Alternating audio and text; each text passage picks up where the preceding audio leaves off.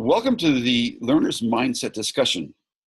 Today's discussion is going to focus on something that I've noticed on a regular basis that actually has been kind of irritating me.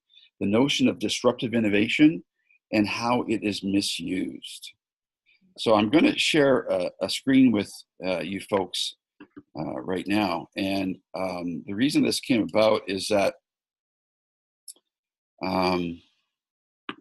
let me go to there we go. The reason that this came about is that in one of the many feeds that I monitor, I noticed this infographic that talked about documenting disruptive innovations. And it highlighted K-12 innovations, so to speak, or disruptive innovations in higher education, disruptive innovations. And it actually is not about disruptive innovations. It annoys me when people misconstrue what a disruptive innovation is. A disruptive innovation is really taking something new and different and implementing it in a new and different way. When we take a look at, in the K-12 environment, personalized learning goes mainstream, online testing takes off, digital content diversifies. They're focusing on the Go Open textbooks, which is just digital textbooks. This is a perpetuation of the information delivery model. There's nothing innovative here. Just because you're using technology to make it more efficient to regurgitate information and then force students to be tested on that regurgitation of information, you can't call that innovation. Even when they talk about the top 5 technology purchases, it's really all about a matter of getting the technology in the students' hands and making it more efficient to deliver the content and then measure it. This is not disruption. You're right. I remember reading about this in Seymour Papert's book from the 1913s era in there. And they just called this computer-assisted instruction. So I don't see how what folks are calling documenting disruption, just a different way of doing things, is actually a disruptive innovation. It's more of just putting learners that need some, personal assistance in terms of a computer program onto, a software program and allowing that to be the personalized learning. And that's really not giving those learners any ounce or bit of choice or ownership or voice or any authentic learning opportunities. It's really just kind of applying a quick fix or a bolting on technique to what they're doing. And I don't see that this is disruptive in any way. This is my thinking on this.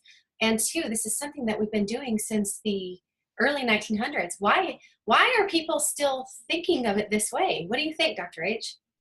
Oh, I'm so glad that you asked me that question. Why are we still here? And you had mentioned that this started in the 1900s. Well, it did. In the way that we have the industrial model of education that we have today really did start in the 1890s, 1880s with Thorndike and Winslow Taylor and the scientific management principle, those types of things. But this idea goes way back to the 17th century. The notion of the Nuremberg funnel, pouring information into the student's head. They were talking about that, 3 centuries ago. Back at the turn of the century, in France, a series of postcards were made where this idea of grinding up information in the form of a book was then distributed to the students' heads. We haven't moved beyond this type of thinking when we take a look at using a computer program to deliver the content. How is it any different than this? It really isn't any different. I think the challenge that we're facing is that the human being that is the most amazing learning entity on the face of the planet, and we learn in spite of what we do to students. And we can even learn in this environment where we deliver content. But you're right. True learning is really about creating a significant learning environment where you give students choice, ownership, and voice. Now, within that environment, you do have to have some rote memorization. You have to actually learn some concepts and some ideas, and the occasional testing to sort of show that there are certain skills and abilities is important. But if that is only done within the context of authentic learning, it then is much more effective. So this is not only not disruptive, it's not even new. It's simply an old model that we're simply making more efficient.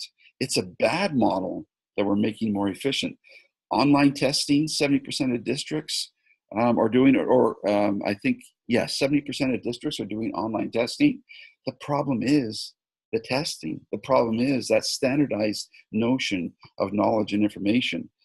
It reminds me of some of the mistakes that we've been making with this notion that we've got the average man and the average student, and we've got these average norms. I know that average area in science kind of bothers you a little bit. Did you want to touch on that? Yeah, I've read one of the most amazing books I've ever read. As a matter of fact, Dr. Hrabnik, I have it sitting right here. It's open, and it's open to my favorite quote. And actually, just to kind of share that with you, people are happiest when they have control over everything that's important to them. I think about authentic learning, and I think about all this testing one day, one shot one day. And folks look at this as the definition of whether students can actually succeed in college, and whether it's something that's going to define who they are as a person. But really, Todd Rose argues in his book that there's no such thing as average, and testing and pushing to that Thorndikean principles of standardization just pushes our learners even further in a box. I know this because I've been in public ed for 11 years, and I've seen it. Kids begin defining themselves by testing. And if online testing takes off 70%, we're actually doing the same thing we did with pencil and paper, just putting it onto a computer. That is, one, not diversifying anything, and there's nothing disruptive about that. And it also indicates that our kids are not getting those authentic learning opportunities that they so need to be successful. So, when I think of disruptive innovation, I'm thinking of something that just changes the landscape of the learning environment. And if you scroll down to higher ed, kind of move down in that way, I know, Dr. H, we work with a lot of students in digital learning and leading that come up with actual really, really good disruptive innovation plans. And they're looking to change that digital landscape. And they're not looking at the recipe and regurgitation of content and delivery. They're looking to change the way students are learning, perhaps using ePortfolio, blended learning, online learning. So to kind of go down that path, what do you think about that, Dr. H? Well, I think you've touched on something that's really important. If I can sort of pick up on what you started with, the notion of what our students create with their innovation plans. When we look at those innovation plans, they will use technology, but technology is something that fades away into the background. And ePortfolio is a tool that students use to display their voice, to display what they've learned, to display what they've created. And so our students are building these innovations plans not based on the technology, but based on the learning, and giving students an opportunity to create something real. So technology serves its actual genuine purpose, and that is to be used to enhance the learning. So you can use technology to create things.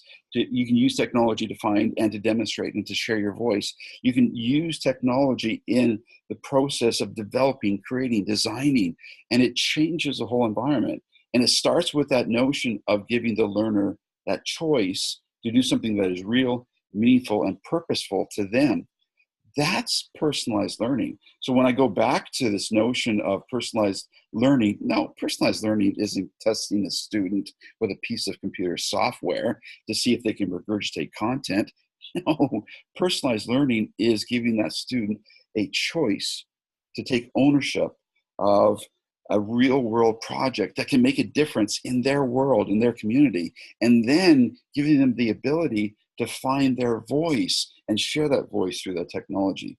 That's personalized learning. And that is disruptive, not what we're seeing here. I think that, you again touch on some important concepts in terms of authenticity and giving learners those opportunities for choice, ownership, and voice. And actually, we can if we were to recreate this infographic here, documenting disruptions, I would have authentic learning all over this that uses technology innovation as a catalyst for that type of change, but then again fades into the environment or the background. And you know, it's used just as if we brush our teeth in the morning. It's just something that we do. So in terms of time, we want to kind of wrap this up here and maybe summarize some of the key points, which I just did. But we need to get out of this thinking, I think, in public education that just because we change the way we do something or substitute it and use the computer to solve the problem and make that quick fix occur, and then we call that personalized learning, that's actually not disruptive innovation. Disruptive innovation really is changing the landscape using innovation that is authentic to you and your environment, and the learners can benefit from in a different way that it's been done before. I agree. And just to wrap up from my perspective, I think I just want to touch on one more thing. Regurgitation of information, standardized learning, having a computer program that can verify whether or not a student can regurgitate information based on a standard is not innovative. It's something that we've been doing for the last 120, 130 years. Using computers to make it more efficient is not disruptive. Actually, I would argue it's almost harmful, and it's misusing technology. And I agree with you. Maybe we should redo those that infographic. It sure would look a lot different. I think so. Well, this brings our this session to an end, and I'm looking forward to chatting with you on the next big issue that's going to come across my email or your social media in the next day or two. Talk to you later.